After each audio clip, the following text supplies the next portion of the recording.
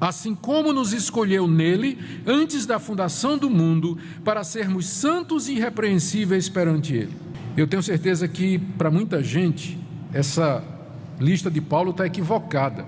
Quando a gente fala que Deus elegeu, que Deus escolheu antes da fundação do mundo, a primeira reação é: puxa, mas isso aí não está escrito que Deus não faz acepção de pessoas? Quando você escolhe uma pessoa, você escolhe uma e deixa de escolher outra. Se para com Deus não tem acepção de pessoas, como é que nós podemos falar a respeito de escolha da parte de Deus? Todavia, é a primeira bênção que está na lista de Paulo. No topo da lista está essa daqui: ele nos escolheu. Paulo tem consciência de que ele faz parte do povo escolhido de Deus. E quando ele usa o plural, nos escolheu, ele tem certeza que os cristãos de Éfeso, a quem ele escreve, também fazem parte desse povo escolhido. Eu não sei o que é que você pensa a respeito da escolha ou da eleição, mas uma coisa eu sei: para o apóstolo Paulo era motivo de gratidão, era motivo de bendizer a Deus. Não era motivo de ficar chateado ou preocupado, mas era um motivo de louvor e adoração a Deus. Bendito seja Deus, porque nos escolheu antes da fundação do mundo para sermos santos e irrepreensíveis perante Ele. Note alguma coisa, o que é que Paulo diz a respeito dessa escolha. Primeiro, que ela foi feita antes da fundação do mundo. O mundo não tinha sido fundado, criado, a terra não tinha sido povoada, a raça humana ainda não existia e Deus já fez a escolha. Ou seja, ela não foi baseada no seu comportamento, essa escolha não foi baseada no seu mérito, na sua moralidade ou na sua fé, porque quando Deus fez a escolha, o mundo nem existia ainda, nem existia. Então, essa escolha não é com base na criatura ou qualquer coisa que haja nela. Segundo, ele nos diz aqui que essa escolha foi em Cristo, assim como nos escolheu nele. A escolha foi em Cristo Jesus. Não nos é dado o critério pelo qual Deus escolheu A e não escolheu B. Deus tem um critério, mas esse critério está oculto, não nos é revelado na Escritura. Com certeza não é o seu mérito, não são as suas obras, e com certeza não é a presciência de Deus, que Deus viu quem é que ia fazer o quê, porque nem mundo havia. O critério de Deus foi Cristo, nos escolheu em Cristo, na pessoa de Cristo. Cristo é o centro e a chave para entendermos esse mistério. O propósito de Deus era dar ao seu Filho e através do seu Filho um povo que fosse seu. Daí a igreja, daí o tema da carta ser a igreja. Porque veja o que ele diz em seguida: nos escolheu nele, antes da fundação do mundo, para sermos santos e irrepreensíveis perante ele. Essa é a razão da escolha, essa é a razão pela qual na eternidade Deus escolhe, Deus determina a criação, o surgimento de um povo em Cristo Jesus, antes que o mundo existisse, para que fosse um povo que estivesse diante dele, nas palavras de Paulo, de maneira santa e irrepreensível. A escolha de Deus não foi para que você vivesse de qualquer forma, mas Deus nos escolheu para vivermos de maneira santa e irrepreensível aqui nesse mundo. Quando falo irrepreensível, não pensemos em perfeição, porque todo o restante da Bíblia vai nos dizer que os escolhidos também pecam, e há exemplos claros de escolhidos que pecaram e pecam, mas quando fala de irrepreensível, é que o alvo de Deus é que esse povo não seja conhecido por ser um povo mentiroso, fofoqueiro, desonesto, imoral, desobediente, avarento, perverso, impuro, pervertido, não, mas um povo que anda diante de Deus, que ama a Deus e quer fazer a vontade de Deus. Foi para isso que Deus escolheu. Esse é o alvo da escolha de Deus. As implicações disso são muito graves e sérias. Há pessoas que acham que são eleitas, que fazem parte desse povo eleito, mas a vida delas não mostra nenhuma eleição. Como é que se sabe que você faz parte desse povo escolhido?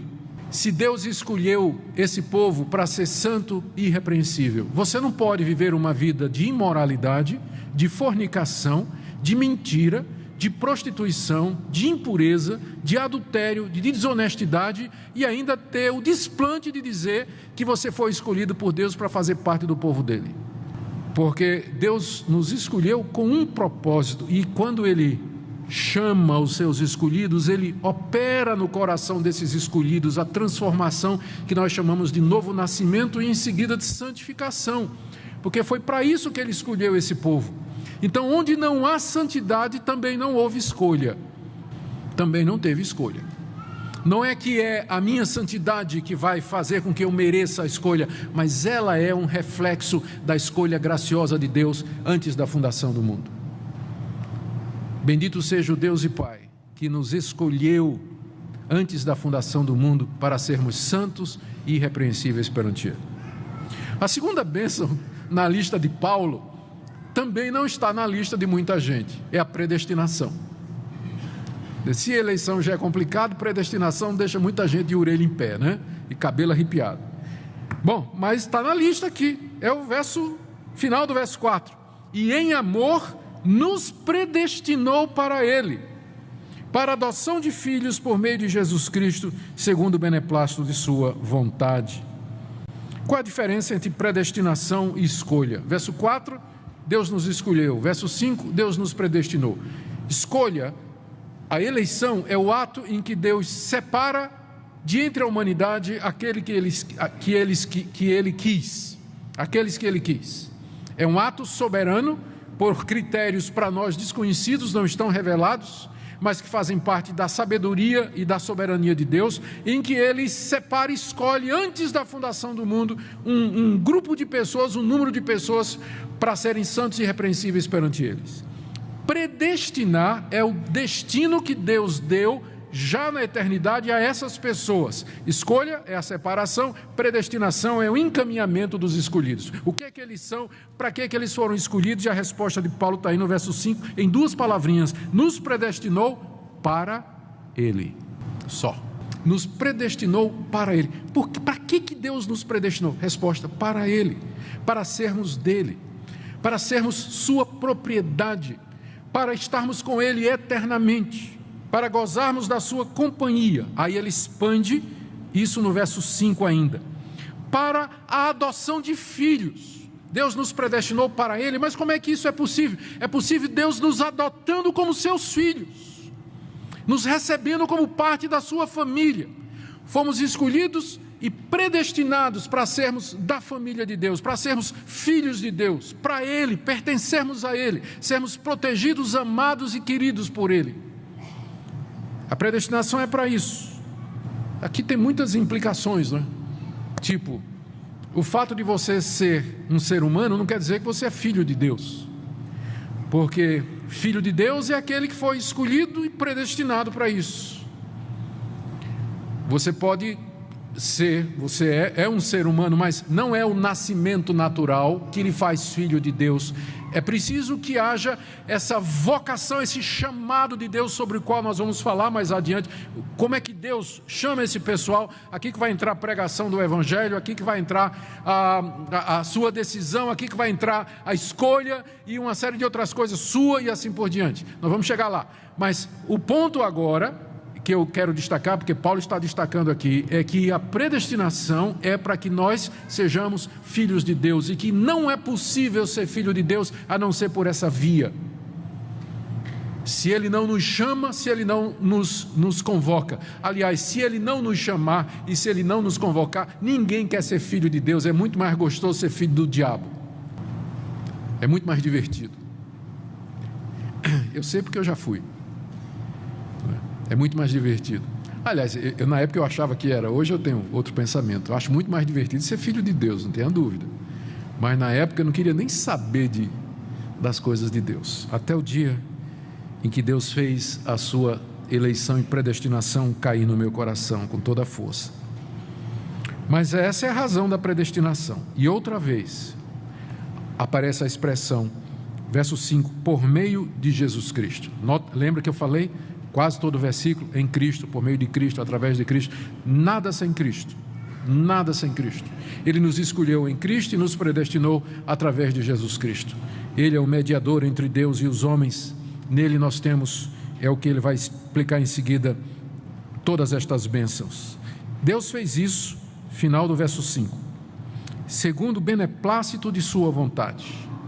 A palavra beneplácito quer dizer o bom prazer da vontade de Deus. Se você pergunta, por que é que Deus fez isso? Essa é a pergunta número 1, quando a gente trata desse assunto, que vai assim: pastor, Deus sabia que Adão ia pecar? Claro. Deus sabia que o mal ia entrar no mundo? Sim. Deus sabia que a humanidade, a maior parte, ia querer ir para o inferno porque não quer se arrepender? Claro. E por que Deus criou o mundo a si mesmo? Resposta: segundo o beneplácito de sua vontade, para o louvor da sua glória. Não tem outra resposta na Bíblia. A resposta da Bíblia é que Deus, da eternidade, eu vou usar termos humanos, Ele fez uma conta. É claro que Ele sabia da entrada no mundo, nada disso aconteceu sem a vontade dEle, a entrada do mal do mundo, a entrada do pecado no mundo, nada disso acontece ou aconteceu sem a vontade de Deus. Ele sabia da escolha de Adão, não teria acontecido também sem a vontade de Deus. Fechando a conta, no final, Deus entende, Deus sabe na sua sabedoria infinita, porque Ele sabe o que faz, a gente aqui não sabe o que diz. Da sua sabedoria infinita, Deus no fim levaria toda a glória. Não tinha outra maneira de Deus receber toda a glória, honra e louvor eternamente por um povo redimido e livre do pecado para todo sempre, porque no reino eterno não haverá mais possibilidade de pecar. No mundo original em que Deus criou, no paraíso, havia a possibilidade, mas no novo céu e na nova terra não vai haver mais. É por isso que era necessário todo esse processo para que o pecado fosse cometido, julgado, exterminado em Cristo Jesus, para que de fato pudesse haver felicidade eterna. Não existe felicidade eterna quando o pecado sempre está rondando e a possibilidade de nos atingir como era no paraíso. Mas na conta final, lá na glória, não vai poder mais haver pecado. É para lá que nós nos caminhamos, mas para sair dessa fase, eu posso pecar, para a fase eu não posso mais pecar, é preciso passar por tudo isso. A entrada do pecado no mundo, morte, destruição, morte de Cristo, ressurreição e finalmente a glória eterna. Esse é o plano de Deus e Ele é sábio, Ele é profundo e nós nos curvamos diante dEle em adoração.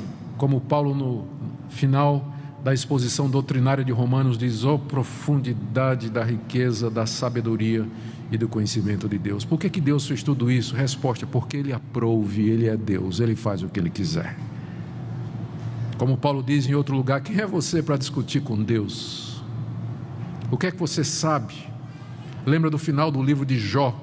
Jó se queixando da vida, Deus lhe aparece e diz: onde é que estava você quando eu criei o mundo, Jó? Onde é que estava você quando os anjos cantavam, quando eu criava as estrelas? Quem é você para argumentar? Queridos, eu vou dizer uma coisa. Eu sei que essa doutrina da soberania de Deus, da escolha e da predestinação, ela é difícil para a nossa natureza humana. Mas eu queria lhe fazer um pedido. Não diga que ela é antibíblica, porque ela está na Bíblia. Não diga que ela é do diabo, como um determinado pastor famoso disse recentemente. Não diga isso. Diga simplesmente: ela está na Bíblia, eu apenas não compreendo. Eu não compreendo, mas que ela está na Bíblia está, e que é ensinada na Bíblia, ela é sim. Eu apenas não consigo compreender. E eu quero dizer uma coisa: a sua salvação não depende de você compreender isso. A sua salvação depende de você estar arrependido dos seus pecados e crer que Jesus Cristo é o Filho de Deus e que não há salvação senão mediante Ele. A sua salvação depende disso, mas não de uma compreensão exata e perfeita dos decretos de Deus, ou de uma passagem como essa. Por isso eu abraço você como meu irmão, mesmo que você não pense como eu nessa questão, mas é meu irmão se crê em Cristo Jesus. É um irmão que precisa aprender um pouquinho mais, mas é meu irmão de qualquer forma. Eu vou lhe abraçar, beijar e receber. Somos irmãos em Cristo. E na glória, nós tiraremos a limpo essa questão. Não é isso? Tiraremos a limpo essa questão. No final, Deus receberá toda a glória, porque esse é o propósito dele aqui, como Paulo diz no final dessa primeira parte, no verso 6, para louvor da glória de sua graça. Por que é que Deus fez tudo isso? Para que a sua graça fosse louvada, recebendo então toda a glória. Para que na eternidade afora, os povos redimidos, a nação redimida, glorifique a Deus dizendo: que graça infinita, que bondade sem limites e sem fim, que Deus maravilhoso.